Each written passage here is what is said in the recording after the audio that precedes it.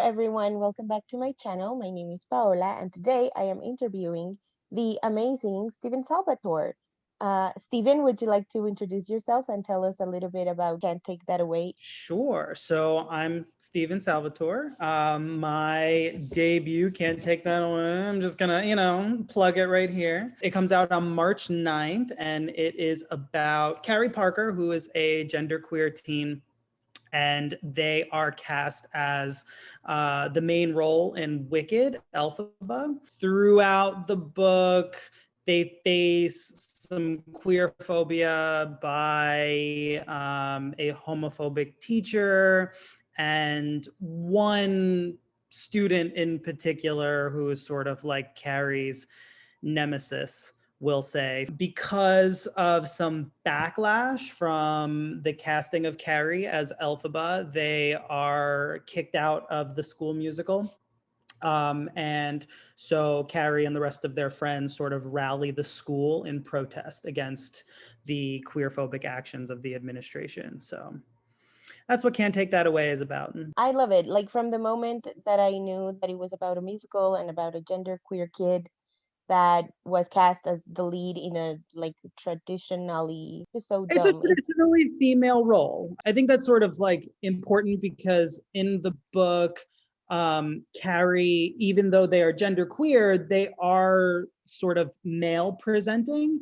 And so mhm. I definitely wanted to not necessarily highlight that, but that is a part of the narrative, is that people see them as one thing, right? And that's not who Carrie is.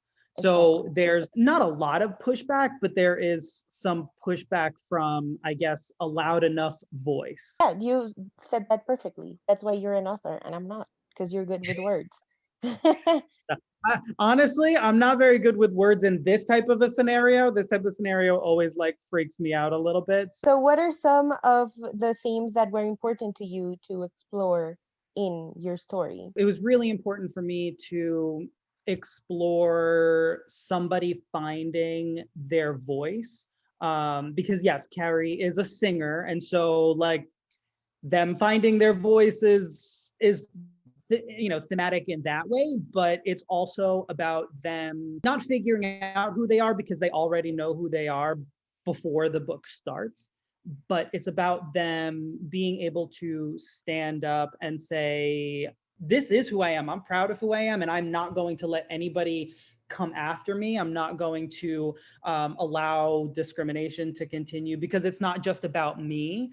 It's about the me's who aren't out yet. And it's about people like me who may not be genderqueer, but may be a part of the LGBTQ community, or may not be a part of the LGBT community, but are a part of another marginalized community, who may face some sort of backlash. And so, why am I going to sit back and sort of allow this to happen? In that way, it's very much them finding their voice and learning to speak up for themselves and to be proud of who they are.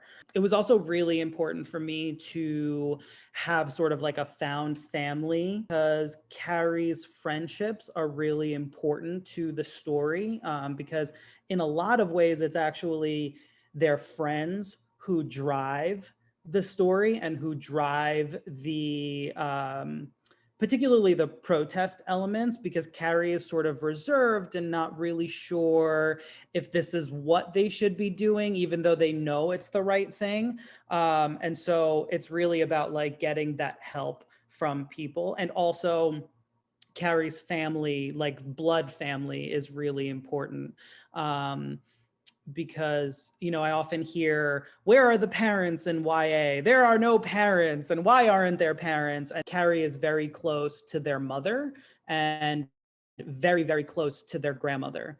And those two relationships are really, really important. So I wanted to have those like familial elements to it, whether it's found family or actual family. And then, you know, power through music, I think, is also an important one, because Wicked plays an important role in the story, and Carrie's love interest is also a musician, and so there are some fun musical elements there. And obviously the biggest inspiration is Mariah Carey, who I'll just never shut up about. I love that. That's amazing. I love when books cover found family and the importance of friendship. That's something Yeah. that's crucial for kids and also for adults to reflect on. I'm never going to stop reading YA, and that's exactly why. YA, I think, is so rich and there's just so much to offer. So I'll be 80 years old reading whatever latest YA is coming out. I think that's the importance of librarians for sure. And that's why like libraries are so, so, so important for kids who aren't sure if they are readers because maybe they've just never been given the right book or they've never had the opportunity to get the right book or come into contact with it or realize that like reading can be fun and not just like a school assignment that they have to write a book report for. What was your favorite scene to write in Can't Take That Away? That's really difficult because there were a lot of scenes that were really fun for me to write, but I think the ones that stick out to me now are actually the scenes between Carrie and Chris, who is Carrie's love interest. So it's not one scene, it's like a bunch of different scenes in 3 different chapters, but because it was really just a lot of anticipation and build up, I guess. And that's always fun to write, that those sort of like happier moments. Oh, that's so interesting. I love that. I can't wait to read the book, by the way. So this next section is called Fill in the Bookish Blanks. So the first book I loved was It's not really all that well known in like the canon of Dr. Seuss books, but like the first book I remember loving is Dr. Seuss's Because a Little Bug Went Ka-Choo. See that look on your face says everything because nobody knows what that book is because everyone's like, oh, The Cat in the Hat, Green Eggs and Ham, like those are the standard Dr. Seuss books.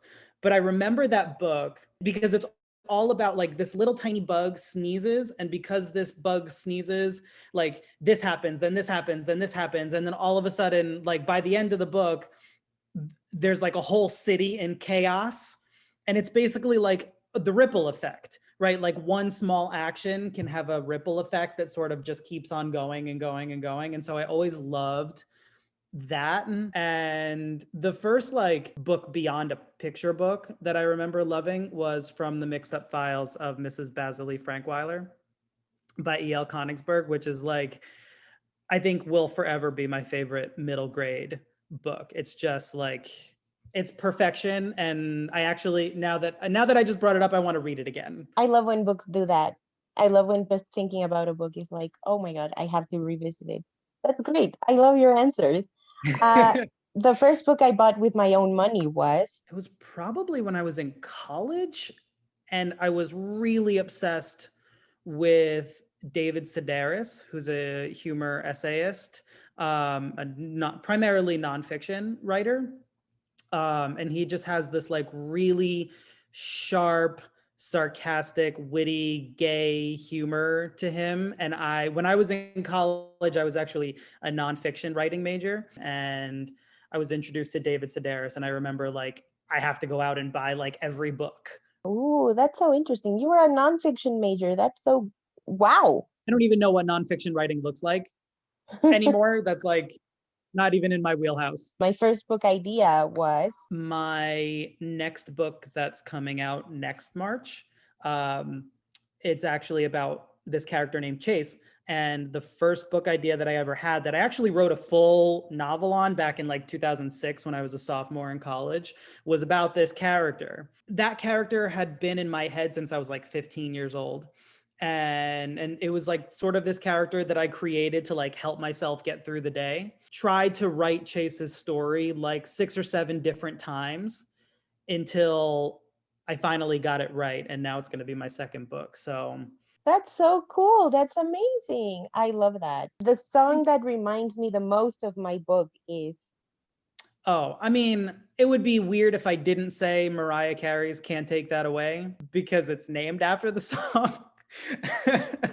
But there's a Spotify playlist that Bloomsbury put together for the book that has all the songs that inspire different parts of the book. And the playlist is actually going to be in the back of the book. like as like an extra thing. Amazing, amazing. So, what is something that you would like the readers of Can't Take That Away to take away from your story? So I think what I would want people to take away is that even though Carrie experiences a lot in the book, you know, there are some painful moments for them, that there is a lot of joy. And it was something that I really consciously tried to do, is to bring in those joyful elements. I think I would be doing a disservice to my character if I didn't explore things honestly and in a way that, you know, showcased a lot of what genderqueer people and what a lot of, you know, LGBTQ folks experience. So I wanted to explore that honestly, but I also wanted to explore that hopefully and really inject a lot of joy into it. And I do think that there are so many joyful moments, but there's also realistic stuff that sort of grounds that too. So I think that there's a good balance. And so I hope that people walk away from it feeling empowered, feeling like, you know, they read something that did have, you know, a good amount of joy and happiness to it. I love that. I love that. Again, YA books have such a way of portraying difficult subjects, but adding that hopefulness to it. And that's really the most amazing thing that someone can take away from a book, especially for teenagers. Like, Yeah, I really wish that we had books like this growing up. You know, I think it would have helped me when I was a teenager, for sure, for sure. It probably would have saved me a lot of turmoil. before we finish, would you like to talk a little bit more about your upcoming projects? You already teased a little about Chase's story. Yeah. So my next book comes out in March 2022. I think March 1st is the date that's on the calendar. And it's called And They Lived, and it takes place in college. Chase is an art student. He's majoring in animation. While he starts his first semester away at college, he meets Jack, who is this like brooding poet, who is not out of the closet yet. And they sort of, you know, start to fall for each other. And Chase really sort of has to learn to love himself. He sort of like idealizes, he's really obsessed with like Disney fairy tales. And so like all he wants is for like a prince, like a knight in shining armor, to like come and rescue him. But real love is a little bit more complicated than that, even though, you know, there is a lot of like prince worthy stuff happening between Jack and Chase.